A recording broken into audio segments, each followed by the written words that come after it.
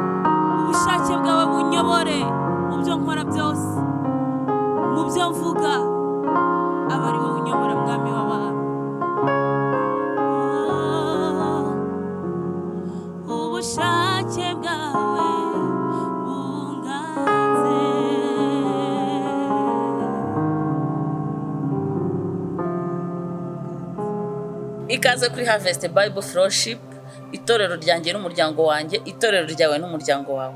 Aha kuri Harvest itorero mu muryango. Uyu ni umunsi wa 21 mu minsi 40 y'amasengesho yacu.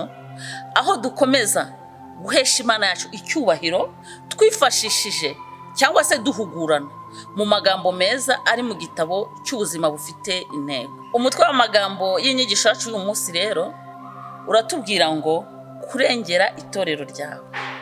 Ese nshuti y'Imana, kurengera ni iki? Waba warigeze kurengera cyangwa se wowe waba warigeze kurengerwa? Icyo gihe byari bimeze bite ubwo mwari mucuye intsinzi? Kadusenge. Urakoze mwami w'amahoro, urakoze mutangabugingo, urakoze kuko wadutoranyije tutarabaho tukiri insoro mu nda za ba mama, ukemera ko tuba abana bawe, ukemera kutugura amaraso y'igiciro, none uko waradushize mu itorero ryawe. Turagusabye ngo uduhe kubamo nk'abana bawe, twere kuba karegeya, ahubwo dukomeje tuguhesha icyubahiro, turengera itorero ryawe, turengera ubusugire bwayo, mu izina ry'umwami wacu Yesu Kristo, amen. None mugenzi wanjye, nshuti y'umusaraba, waba wamenye neza kurengera icyo ari cyo cyangwa kurengerwa? Umuntu arengera uwo akunda, kandi urengerwa n'ugukunda, kuko uba ushaka kurengera ubusugire bwe, udashaka ko asubira inyuma cyangwa se kakorwa n'isoni. Iyo usura mugenzi wawe, iyo utishimira ibibi byamubayeho, ahubwo ubungabunga ubuzima bwe, wifuza kumenya niba ari muzima cyangwa se niba arwaye, icyo gihe uba urengera itorero ry'Imana. Dusome muri Bibiliya igitabo cyacu cy'Abefeso, twumve neza icyo Uwiteka dushakaho. Abefeso ibice 4 umurongo waho wa 3. Dusubiremo Abefeso ibice 4 umurongo waho wa 3. Mugire umwete wo gukomeresha ubumwe. Mugire umwete wo gukomeresha ubumwe bw'umwuka umurunga w'amahoro. Dusubiremo. Mugire umwete wo gukomeresha ubumwe bw'umwuka umurunga w'amahoro. Urumva neza ko Uwiteka nawe atwemerera cyangwa se adushishikariza kugira ubumwe mu murunga w'amahoro. Bivuga ngo buri wese yarakwiye kwishimira amahoro ya mugenzi we. Amahoro ni ikintu cyiza, amahoro azana umutekano, kandi ntiwatanga amahoro udafite urukundo. Nk'uko umubyeyi yishimira kandi anezezwa no kubona abana be banezerewe, bunze ubumwe, bakina, basangira, uko niko na Data wa twese wo mu ijuru watugize abana be, ubwo yaducunguzaga amaraso y'igiciro cyinshi ku musaraba. Yishima iyo abonye twunze ubumwe, dukundana, dufashanya, tugirana inama, buri wese yumva ko mugenzi we yatera imbere. Ku by'urukundo rero bene Data, katwumve icyo Bibiliya ibitubwiraho. Duhurire mu gitabo cy'Abaroma igice cyaho cya 12 umurongo wa 10. Haranditse ngo, ku byo gukunda bene Data, mukundane rwose, kubw'icyubahiro umuntu wese ashira imbere mugenzi we. Dusubiremo. Ku byo gukunda bene Data, mukundane rwose, kubw'icyubahiro umuntu wese ashira imbere mugenzi we. Ese byaba bikubaho ko ushira imbere mugenzi wawe, nangwa ubabazwa n'ibyiza yagezeho? Mu itorero ry'Imana ntibyari bikwiye ingeso nk'iyo ngiyo, kuko turi umwe, tugomba kubahana, tugakundana. Hano igitabo cy'ubuzima bufite intego hari aho kidushishikariza n'ubundi kuvuga ngo tugomba gukunda itorero ryacu, nubwo haba harimo ibyo tubona cyangwa se ibyo wowe ubona bitakunogeye. Aho ni inshingano yanjye nawe gukosora ibyo bintu bitaboneye, kugira ngo itorero ry'Imana ribe ahantu hasusurutse, ahantu hateye imbere, buri wese yishimira kuza kuhaba cyangwa se kuharuhukira ibibazo afite, akagenda yemye, akagenda ashima Imana. Ntabwo itorero ry'Imana ari aho kuza guca imanza. Iyo ntebe si yacu mugenzi wanjye, ahubwo reba mugenzi wawe aho ubona atakoze ibikwiriye, umugira inama, umwigishe, kubw'ibyo uzabaye umubwiriza mwiza nyakuri wa Kristo. Rinda ururimi rwawe rero kujora mugenzi wawe cyangwa se umucira urubanza. Ikindi kandi igitabo gifite ubuzima bufite intego mu cyigisho cyacu cya 21 buradushishikariza gukunda abashumba bacu. Nshuti mugenzi wanjye, abashumba twabahawe n'Uwiteka. Bibiliya itwereka ko ari abashumba baragira umukumbi nk'abazawubazwa, kandi natwe turi bamwe muri za ntama bazabazwa. Niyo mpamvu tutari dukwiye kubabera ikigusha ngo tubananize, ahubwo dukwiye kububaha, tubasabira, tubingingira kugira ngo uhoraho abahe imbuto cyangwa se kamere nka ya yindi y'Uwiteka ashaka, bababarira, bakundana, ndetse bagira umwete wo gushakisha icyo intama zikeneye. Nuko rero mwene data, kuri uyu munsi wa 21 w'amasengesho yacu y'iminsi 40, dufatanya kwiga igitabo cy'ubuzima bufite intego.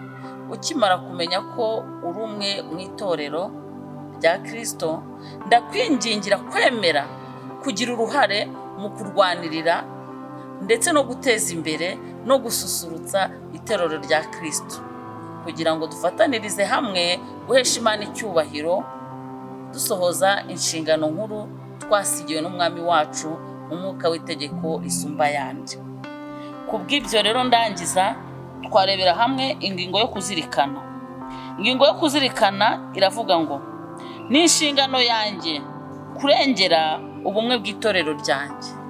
Ni inshingano yanjye kurengera ubumwe bw'itorero ryanjye. Ni inshingano yawe kurengera ubumwe bw'itorero ryawe. Dukomeje umurongo wo gufata mu mutwe, nawo turawusanga mu Abaroma ibice 14 umurongo waho wa 19.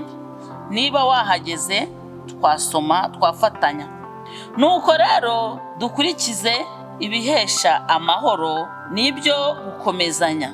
Dusubiremo, nuko rero dukurikize ibihesha amahoro n'ibyo gukomezanya. Dusoza turebe ikibazo cyo gutekerezaho. Nje ubu ndakora iki ngo ndengere ubumwe mu muryango w'itorero ndimo? Icyo kibazo ni cyiza, ndakibaza nawe ukibaze.